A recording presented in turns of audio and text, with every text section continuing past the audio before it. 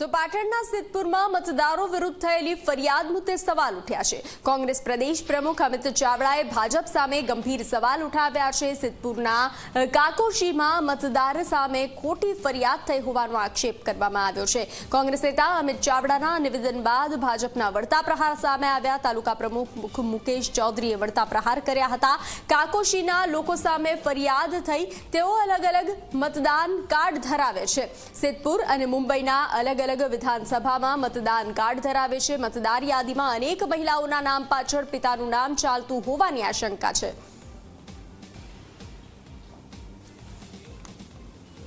તો કાકોશી પોલીસ સ્ટેશનમાં જે અરજી બીએલઓએ કરી હતી એમાં જે વ્યક્તિના નામ બે વિધાનસભાની અંદર સિદ્ધપુર વિધાનસભામાં પણ ચાલુ હતા, સિદ્ધપુર વિધાનસભામાં પણ એપિક કાર્ડ નંબર છે એમનો, અને મુંબઈ વિધાનસભાની અંદર પણ એમનું નામ ચાલુ છે, ત્યાંનું પણ એપિક કાર્ડ છે।